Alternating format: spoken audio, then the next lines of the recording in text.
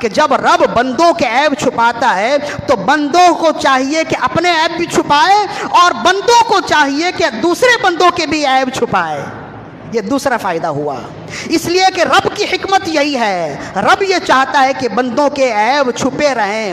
تو بندوں کو دو کام کرنا چاہیے. ایک تو اپنے گناہ اور اپنے عیب بھی لوگوں میں ظاہر نہ کرے, اور دوسرا یہ ہے کہ وہ اپنے گناہ بھی چھپائے اور دوسروں کے گناہ اور دوسروں کے عیب بھی اگر دیکھ لے تو اس پر پردہ داری کرے, پردہ پوشی کرے. کیوں؟ اس لیے کہ رسول اللہ صلی اللہ علیہ وسلم نے ارشاد فرمایا, من سترا علی المسلم سترہ اللہ فی الدنیا والآخرہ. جو شخص کسی مسلمان کی عیب پوشی کرے گا اللہ دنیا و آخرت میں اس کی عیب پوشی کرے گا. کتنا بڑا مقام و مرتبہ ہے.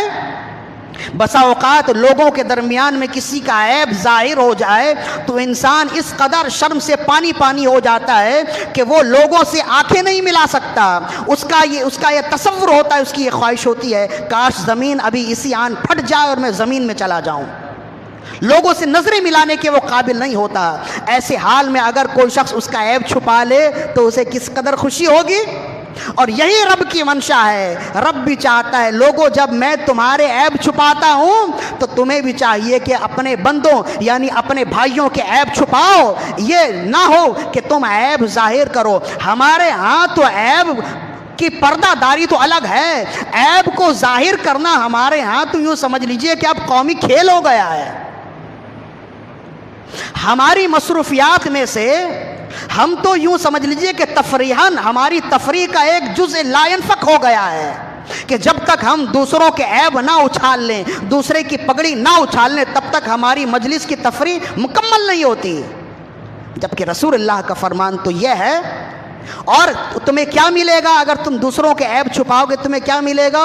اللہ نے فرمایا قیامت کے دن کل خلائق کے سامنے جب کوئی کسی کے سامنے کوئی اپنا عیب چھپا نہیں پائے گا, اس وقت بندہ جو دنیا میں اپنے بھائی کا عیب چھپانے والا ہوگا رب اس کے سارے گناہ چھپا لے گا. اتنا بڑا مقام و مرتبہ اسے ملے گا. اور اگر کوئی عیب ظاہر کرنے کا عادی ہو جائے, نہیں جی ہمیں تو اسی میں مزہ ملتا ہے, تو پھر وہ یہ حدیث سنیں جو ترمذی کی حدیث ہے. حضرت ابن عمر رضی اللہ عنہما اس کے راوی ہیں.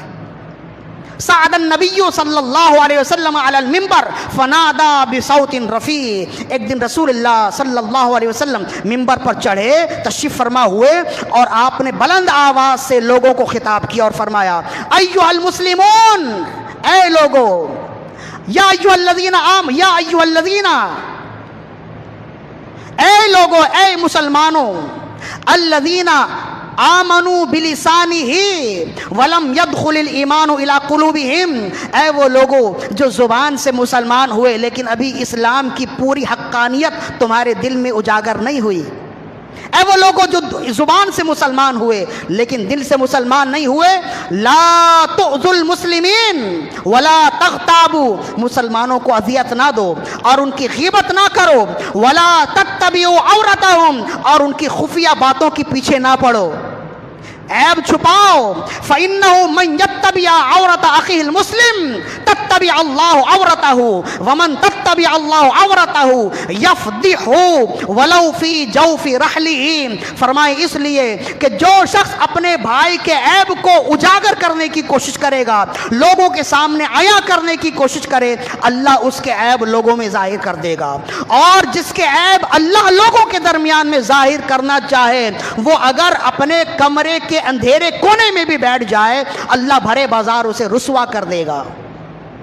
تو جو دوسروں کی رسوائی کے خواہاں ہوتے ہیں نا, ہم نے بھی دیکھا ہے کہ اللہ اسے ہی رسوا کر دیتا ہے.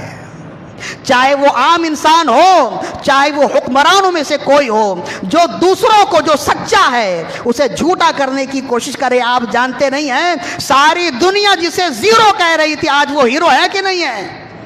ساری دنیا جنہیں غلط کہہ رہی تھی آج وہ صحیح پہ ہوئے کہ نہیں ہوئے؟ اللہ کی حکمت الگ ہوتی ہے. وَمَكَرُوا وَمَكَرَ اللَّهُ وَاللَّهُ خَيْرُ الْمَاكِرِينَ. وہ اپنی تدبیر کرتے, اللہ اپنی تدبیر کرتا ہے, اور اللہ سب سے بہتر تدبیر کرنے والا ہے.